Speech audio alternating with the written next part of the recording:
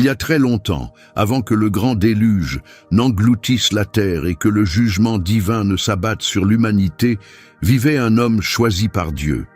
Cet homme était connu pour sa sagesse et son habileté dans l'artisanat, et il avait trouvé grâce aux yeux du Seigneur. Dieu lui permit de contempler les secrets des cieux, les royaumes les plus élevés où réside le divin, faisant de lui un témoin direct du monde éternel et immuable, du Tout-Puissant. Il vit les lieux où demeurent les serviteurs rayonnants de Dieu, aux multiples yeux, des êtres plus éclatants que le soleil. Il aperçut le trône inaccessible entouré de lumière infinie, les couches de la création parfaitement ordonnées, et il entendit les chants indescriptibles des chérubins. Il fut témoin de merveilles divines qu'aucun mortel n'avait jamais vues. Son nom était Enoch, fils de Jared, et c'est lui qui révéla la vérité sur les 10 niveaux du ciel. Le Seigneur l'éleva jusqu'à ses hauteurs, et tout ce qu'il vit fut consigné dans ce qu'on appelle aujourd'hui le 2e livre d'Enoch. C'est ainsi que commença son voyage céleste. Enoch raconta que lorsqu'il atteignit l'âge de 165 ans, il eut un fils nommé Mathusalem. Ensuite, il vécut encore 200 ans, pour un total de 365 ans. Le premier jour d'un nouveau mois, Enoch était seul chez lui, allongé sur son lit. Pendant son sommeil, une profonde tristesse s'empara de lui. Des larmes emplirent ses yeux, même en dormant, sans qu'il sache ce que cela signifiait, ni ce qui allait se produire. 2 êtres extraordinaires apparurent alors. Ils n'étaient semblables à aucun humain qu'il ait jamais vu, grands et majestueux. Leurs visages brillaient comme le soleil, leurs yeux flamboyaient comme le feu, et des flammes semblaient sortir de leurs bouches. Leurs vêtements scintillaient de tons pourpres, leurs ailes surpassaient l'or en éclats, et leurs mains étaient aussi blanches que la neige. Ils se tinrent près de son lit et l'appelèrent par son nom. Enoch se réveilla et les vit clairement. Il les salua, mais la peur l'envahit et son visage se transforma d'effroi. Les hommes le rassurèrent en disant « N'aie pas peur, Enoch, le Dieu éternel nous a envoyés vers toi. Aujourd'hui, tu monteras aux cieux avec nous. Mais d'abord, tu dois dire à tes fils et à ta maison ce qu'ils devront faire en ton absence. Personne ne doit essayer de te chercher jusqu'à ce que Dieu te ramène. » Sans attendre, Enoch obéit.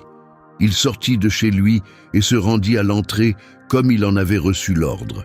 Puis, il appela ses fils, Mathusalem, Rahim et Gadad, et leur transmit tout ce que les mystérieux hommes lui avaient révélé. « Écoutez-moi bien, mes enfants, dit Enoch, je ne sais pas où je vais, ni ce qui m'attend. Alors, je vous supplie maintenant, ne vous détournez pas de Dieu à cause de choses vaines ou de faux pouvoirs qui n'ont ni créé le ciel ni la terre. Ces choses et ceux qui les adorent seront perdus. Que le Seigneur vous donne du courage et vous aide à vivre dans le respect envers lui. » Il ajouta, « Que personne ne vienne me chercher jusqu'à ce que le Seigneur me ramène. » Après avoir dit cela, Enoch fut emporté par les anges. Ils le soulevèrent avec leurs ailes et l'amenèrent au premier ciel, où ils le posèrent sur les nuages. Levant les yeux, il vit encore plus haut dans les cieux, au-delà de ce que l'œil humain peut voir. Là, au premier ciel, ils lui montrèrent une mer immense, bien plus grande que les océans terrestres. Il fut conduit devant les anciens et les chefs chargés des étoiles, et il vit 200 anges qui gouvernent les étoiles et guident leurs mouvements dans les cieux. Ces anges volent avec des ailes et tracent les chemins de ceux qui voyagent.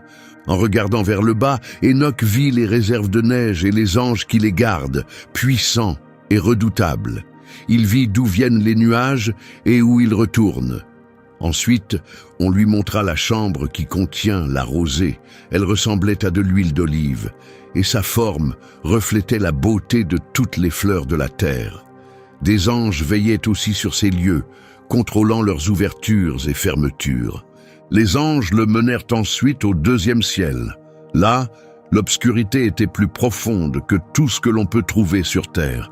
Il vit des êtres suspendus dans cette obscurité, des prisonniers en attente d'un jugement puissant et éternel. Ces anges étaient plus terrifiants que l'obscurité elle-même, et ils pleuraient sans cesse. Enoch demanda à ses guides, Pourquoi ces esprits souffrent-ils sans repos? Ils répondirent, ce sont ceux qui ont abandonné Dieu. Ils ont suivi leurs propres désirs et se sont révoltés avec leur chef qui est enchaîné dans le 5e ciel. Enoch ressentit une profonde tristesse pour eux. Ils le saluèrent et supplièrent, serviteurs de Dieu, prie pour nous. Mais Enoch répondit, je ne suis qu'un simple mortel. Comment pourrais-je prier pour des anges? Je ne sais même pas ce qui va m'arriver, ni qui pourrait prier pour moi. Après cela, ses guides l'emmenèrent au 3e ciel et l'y installèrent. En regardant autour de lui, il vit une terre remplie de merveilles jamais connues. Les arbres y portaient des fruits au parfum enivrant, et les aliments semblaient débordants de joie et de senteur. Au centre se dressait l'arbre de vie, là où le Seigneur se repose lorsqu'il visite le paradis. Cet arbre était d'une beauté indescriptible. Son parfum était enivrant et il était couvert de couleurs d'or, de pourpre et de feu, brillant dans toutes les directions. Il portait tous les types de fruits. Ses racines étaient plantées dans un jardin à l'extrémité de la terre, et le paradis se trouvait entre ce qui peut mourir et ce qui est éternel. 2 sources coulaient de ce lieu, l'une de miel et de lait, l'autre d'huile et de vin. Ces sources formaient 4 fleuves, s'écoulant doucement à travers le paradis d'Éden. Ils atteignaient ensuite le reste du monde, complétant un cycle comme les autres éléments de la nature. Il n'y a aucun arbre stérile en ce lieu, et chaque coin déborde de bénédictions. 300 anges rayonnants gardent le jardin, leurs voix ne se taisent jamais. Ils chantent magnifiquement et sans cesse, honorant le Seigneur en tout temps. J'ai alors dit, ce lieu est vraiment merveilleux. Les hommes avec moi ont répondu, Enoch, ce lieu a été préparé pour ceux qui restent fidèles, malgré les épreuves. Ce sont ceux qui fuient le mal, jugent avec justice, partagent leur nourriture avec les affamés, habillent ceux qui manquent, relèvent les faibles et prennent soin des orphelins. Ils vivent dans l'intégrité devant Dieu et l'adorent lui seul. Ceci est la demeure éternelle qui les attend. Ensuite, les 2 hommes m'emmenèrent au nord, où je vis un lieu effrayant. Il était rempli de visions terribles, une obscurité épaisse et des ombres profondes sans aucune lumière. Seul un feu lugubre brûlait sans cesse, s'élevant d'un courant enflammé. Toute la région était remplie d'une chaleur brûlante et d'un froid glacial, de soif et de tremblement. Les chaînes y étaient de cruelles, et les anges qui gardèrent cet endroit semblaient impitoyables. Ils portaient des armes terribles et infligeaient des tourments sans fin. J'ai crié, cet endroit est effrayant. Les hommes ont répondu, voici le destin de ceux qui rejettent Dieu, ceux qui commettent des péchés contre nature, qui corrompent les enfants de manière ignoble, qui utilisent la sorcellerie, pratiquent la magie noire et s'enorgueillissent de faire le mal. C'est pour ceux qui mentent, volent, attisent la jalousie et la haine, qui tuent, maudissent les autres, exploitent les pauvres à leur profit, ignorent les affamés et laissent les nus souffrir. Ce sont ceux qui n'ont jamais connu leur Créateur, qui ont adoré des idoles sans vie, des objets sans souffle ni ouïe, des dieux façonnés par des mains humaines. Tel est le jugement qui les attend, cet endroit est leur récompense éternelle. Puis les hommes m'ont conduit au 4e niveau du ciel, où j'ai vu les chemins et les mouvements brillants du soleil et de la lune. J'ai observé leur déplacement et comparé leur éclat. Le soleil brillait bien plus que la lune. Il suivait son parcours avec une vitesse incroyable, comme un vent qui ne s'arrête jamais, ni le jour, ni la nuit. Il avançait accompagné de 4 grandes étoiles, chacune entourée de 1000 étoiles plus petites, 4 étoiles de chaque côté du chemin solaire. En tout, 8000 étoiles escortent le soleil chaque jour. 15 légions d'anges l'accompagnent, et la nuit, 1000 êtres à 6 ailes surgissent avec des anges qui précèdent le chemin du soleil vers la lumière flamboyante. 100 anges allument le soleil et le maintiennent en feu. J'ai aussi vu d'autres êtres volants liés au soleil. On les appelait Phénix et Chalkidri, des créatures extraordinaires. Elles avaient des pattes, des queues et des têtes semblables à celles de lions et de crocodiles. Leur corps scintillait comme un arc-en-ciel et leur taille était immense. 900 unités. Chacune possédait 12 ailes comme les anges. Ces créatures restent proches du soleil, transportant chaleur et humidité selon l'ordre de Dieu. Le soleil se lève sous le ciel et suit son chemin sous la terre, ses rayons brillants ne cessant jamais. Les hommes m'ont conduit vers l'est et m'ont placé aux portes où le soleil commence son voyage quotidien. Là, il suit le modèle fixé par les saisons et le cycle des mois qui composent l'année, comptant les heures du jour et de la nuit. J'ai vu 6 portes ouvertes, chacune mesurant exactement 61 unités et 1/4 de stade de large. Je les ai mesurées soigneusement et compris que ce sont les portes par lesquelles le soleil se lève et se couche chaque mois. Il les traverse de manière régulière, revenant en sens inverse au fil des saisons. Ce cycle accomplit l'année entière après les 4 saisons. Ensuite, ils m'ont guidé vers l'ouest et m'ont montré 6 autres portes, identiques à celles de l'est. Ce sont les portes du coucher, correspondant au même nombre de jours, 365 et 1/4. Le soleil se couche par ces portes de l'ouest et cache sa lumière, ne laissant que le souvenir de son éclat sous la terre. Bien que sa couronne rayonnante reste dans le ciel auprès du Seigneur, 400 anges veillent sur lui. Pendant ce temps, le soleil suit une roue sous le sol et repose durant 7 grandes heures pendant la nuit. La moitié de sa course se passe en dessous et à la 8e heure, il approche de l'est à nouveau, apportant sa lumière et son éclat. À ce moment-là, le soleil brûle plus fort que le feu. Alors les phénix et les chalkidries, ces créatures solaires spéciales, commencent à chanter. Tous les oiseaux battent des ailes de joie, célébrant le porteur de lumière. Sur l'ordre du Seigneur, les créatures chantent. Le porteur de lumière est venu pour illuminer toute la terre. Le Dieu du matin apparaît, représenté par les rayons du soleil, et le soleil lui-même se lève à nouveau pour éclairer le monde. Ensemble, ils illuminent la terre. Les hommes m'ont montré comment les mouvements du soleil sont mesurés et comment il passe par ces portes spéciales. Ce sont les portes qui comptent les heures de l'année. C'est pourquoi le soleil est considéré comme une création puissante, avec un cycle complet de 28 ans avant de recommencer. Les hommes m'ont ensuite révélé un autre mystère. 12 grandes portes s'étendaient d'ouest en est, à travers lesquelles la lune passe à des moments précis. La lune entre par la première porte de l'ouest, à côté de celle du soleil, et y reste exactement 31 jours. La deuxième porte la retient aussi 31 jours. La troisième 30 jours, la quatrième 30, la cinquième 31 et la sixième à nouveau 31. Elle reste 30 jours dans la 7e porte, puis 31 dans la 8e, 31 dans la 9e, 30 dans la 10e, 31 dans la 11e et 28 dans la 12e. Elle traverse les portes de l'ouest comme elle est entrée par celle de l'est. Cela complète les 365 jours et 1/4 de l'année solaire. Entre-temps, l'année lunaire ne contient que 354 jours, ce qui crée un écart de 12 jours avec le parcours du soleil. Ces jours manquants sont appelés les époques lunaires de l'année. Ensemble, ce cycle forme une grande période de 532 ans. 1/4 de jour est omis chaque année pendant 3 ans, puis ajouté la 4e année pour compenser le temps.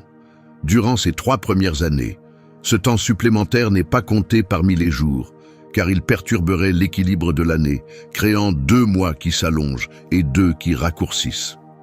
Une fois que le soleil a terminé son voyage par les portes de l'ouest, il revient vers l'est, se dirigeant de nouveau vers la lumière.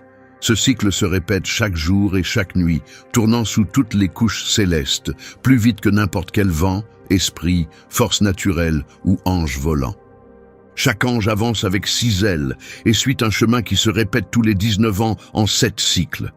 Au centre du ciel, j'ai vu des guerriers célestes louer le Seigneur avec des tambours et des instruments à cordes. Leur voix ne cessait jamais. Ils chantaient des harmonies douces et variées, d'une beauté indescriptible. Les mélodies émerveillaient l'esprit et me remplissaient de joie en les écoutant. Puis les hommes m'ont conduit au 5e niveau du ciel. Là, j'ai vu un nombre incalculable d'êtres puissants appelés les Grigoris. Ils avaient une apparence humaine, mais étaient bien plus grands, même plus que les plus hauts géants. Leurs visages semblaient fatigués et desséchés, et ils ne parlaient jamais. Aucune adoration ne se déroulait dans ce ciel. J'ai demandé aux hommes qui m'accompagnaient, « Pourquoi semble-t-il si tristes et silencieux? Pourquoi n'y a-t-il aucune louange ici ?»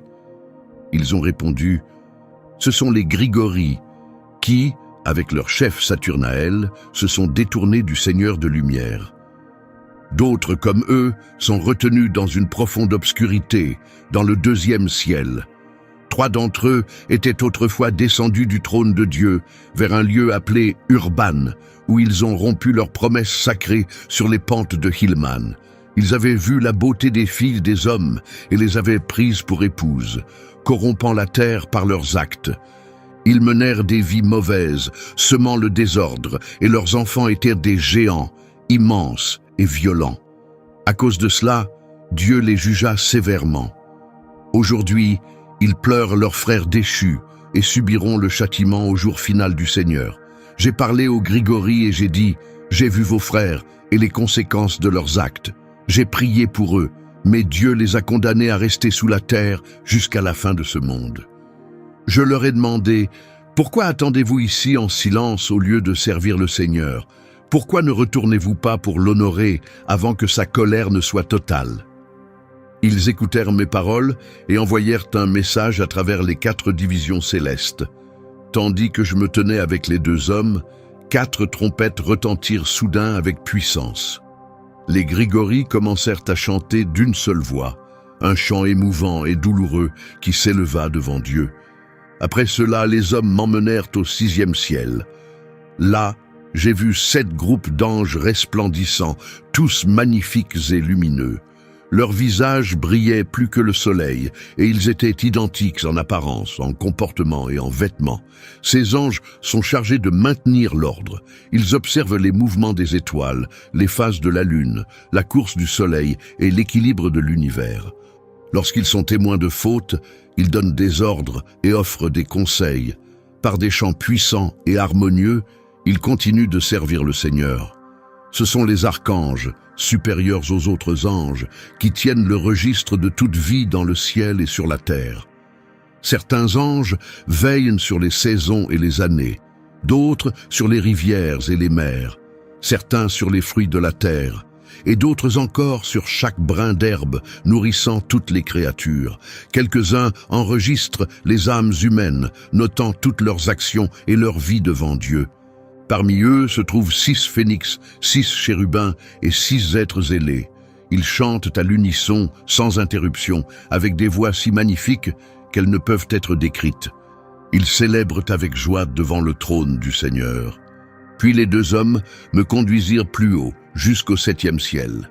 Là, je vis une lumière éblouissante et d'immenses armées d'archanges de feu, accompagnées de forces invisibles, de puissance, de dominateurs, d'autorité, de chérubins, de séraphins et de trônes, des êtres remplis d'yeux et de lumière. Il y avait 9 divisions en tout, les rangs de la lumière céleste. Je fus saisi de peur et commençai à trembler. Mais les hommes qui me guidaient dirent « Sois courageux, Enoch, n'aie pas peur ». Ils me montrèrent alors le Seigneur, assis au loin sur un trône élevé. Je demandai ce qu'il y avait au-delà.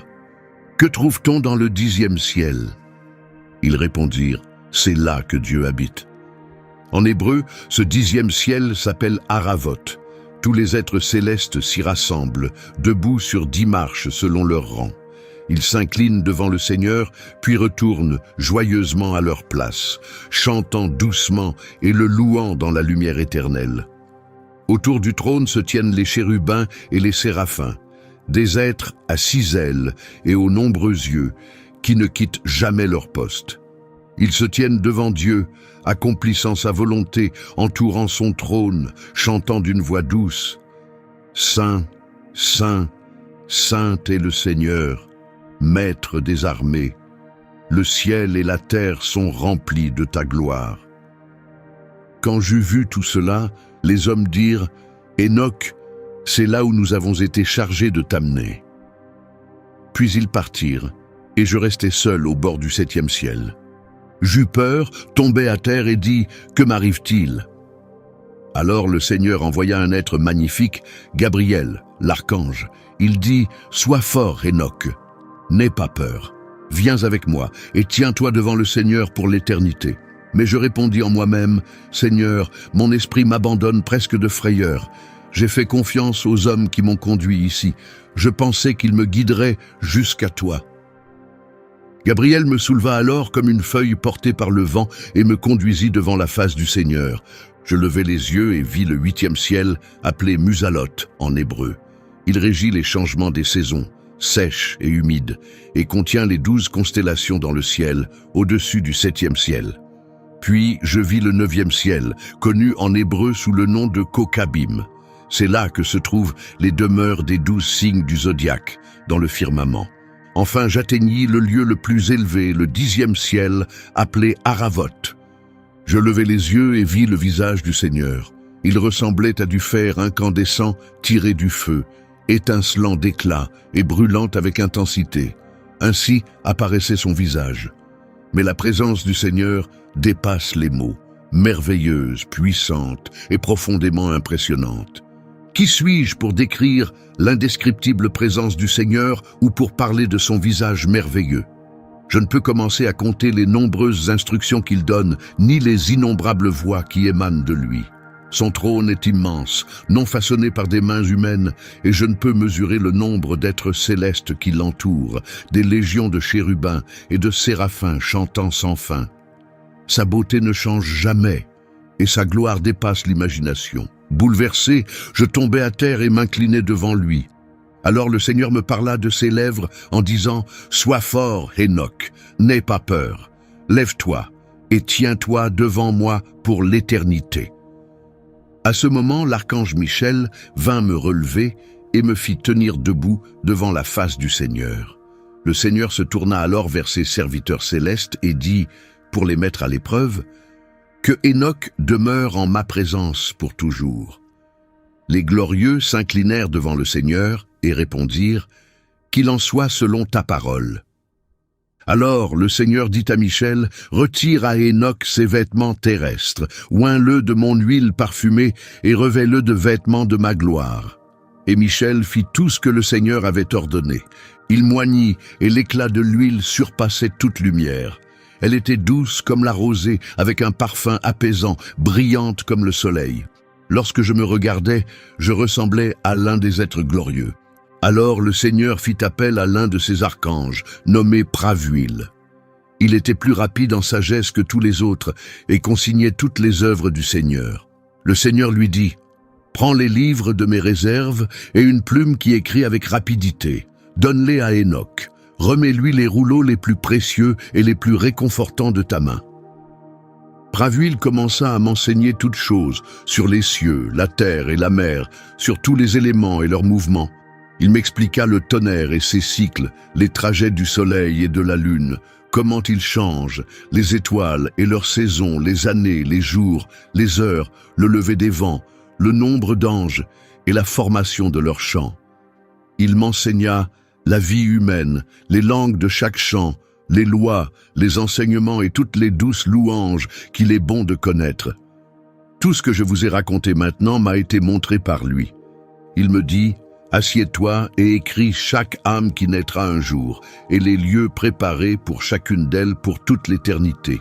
Chaque âme a été prévue avant même la création du monde, chacune étant liée à une autre, pendant 30 jours et 30 nuits. » J'écrivis donc tout soigneusement et complètement, 366 livres au total. Puis le Seigneur m'appela à nouveau et dit, « Hénoch, prends place à ma gauche, à côté de Gabriel. » Je m'inclinai devant lui, et il parla encore. « Bien-aimé Hénoch, tout ce que tu vois, tout ce qui a été créé et accompli, je te le révèle maintenant. Avant que quoi que ce soit n'existe, avant même que le temps ne commence, j'ai créé toutes choses à partir du néant. J'ai rendu visible l'invisible, j'ai transformé le spirituel en matériel. Écoute attentivement, Hénoch, et accueille mes paroles. Je n'ai pas partagé ce secret avec mes anges. Je ne leur ai jamais révélé comment ils sont venus à l'existence, ni l'étendue de mon royaume sans limite. Ils n'ont pas compris comment j'ai fait naître toute la création. C'est ce que je te révèle aujourd'hui. Avant que quoi que ce soit ne puisse être vu, moi seul évoluais dans le monde invisible, d'un bout à l'autre, comme le soleil traverse le ciel d'est en ouest avant de revenir. Pourtant, même le soleil trouve du repos dans son voyage. Moi, je ne trouvais aucun repos car je façonnais toutes choses, posant les fondations de ce qui allait devenir visible. Et ainsi, le voyage extraordinaire d'Enoch à travers les 10 cieux arriva à sa conclusion. Il traversa des royaumes éclatants de gloire, passa devant les prisons des anges déchus, se tint parmi les réserves d'étoiles, et parvint jusqu'au trône même de Dieu. Il vit des choses bien au-delà de toute compréhension humaine. Il contempla la structure de toute la création, le destin de ceux qui se sont rebellés, et la récompense éternelle promise aux fidèles. Et à travers tout cela, un message était clair. Dieu règne sur tout, dans le ciel comme sur la terre. Enoch n'a pas été choisi pour lui seul, mais pour écrire ses visions à l'intention de toutes les générations à venir, un message rempli d'avertissement, d'espérance et de but divin. Nous voilà désormais face à un choix. Que ferons-nous de cette révélation ? Chercherons-nous la justice pour nous préparer au royaume éternel, ou détournerons-nous les yeux, ignorant la vérité qui nous a été révélée? Le livre d'Enoch nous offre un aperçu de la majesté de Dieu, de sa justice et de son plan immuable. Marchons avec foi et cherchons le Seigneur, afin que nous aussi, un jour, nous puissions nous tenir devant lui, revêtus de gloire, tout comme Enoch l'a été. Merci de nous avoir accompagnés dans ce voyage remarquable à travers les 10 cieux d'Enoch. Si vous avez trouvé cette vidéo enrichissante, merci de liker, partager et vous abonner pour d'autres découvertes sur les mystères bibliques. À très bientôt, que le Seigneur vous bénisse et vous protège. Shalom. Dieu est là-haut, personne l'a vu. Il n'a que faire de vos statuts. Il méprise toutes les religions. Leurs adeptes sont des cons. Dieu s'endort mais sans armure. D'un souffle il brise tous vos murs.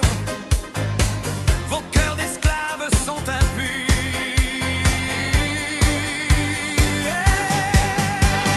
Dieu est laïque et sans drapeau. Pas de Bible, pas de troupeau. Il est seul au-dessus des étoiles. Dieu est laïque, c'est idéal. Aucune église, aucune mosquée. Dieu méprise tous ces tarés. Dieu préfère garder le silence, libre des chaînes de l'arrogance.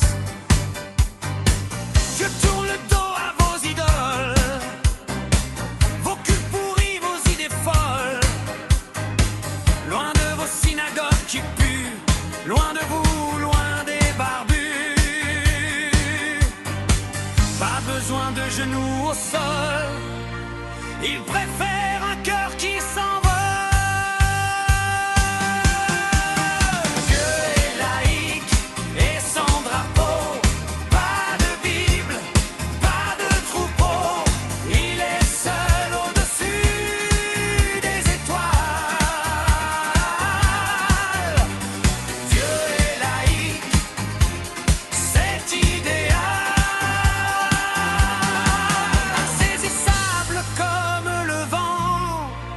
Dieu est libre, indépendant. Les religieux tomberont dans l'oubli, pour toujours plonger dans la nuit. Dieu n'attend rien de vous, bande de minables, sages hypocrites à genoux. Vos péchés sont innombrables. Aucune leçon, aucun pardon. Vous n'avez rien appris d'âge en âge, ni force d'âme, ni courage. Vous les humains de mauvaise foi, bande de pervers, ni juste ni droit. Votre châtiment se rapproche, vous les humains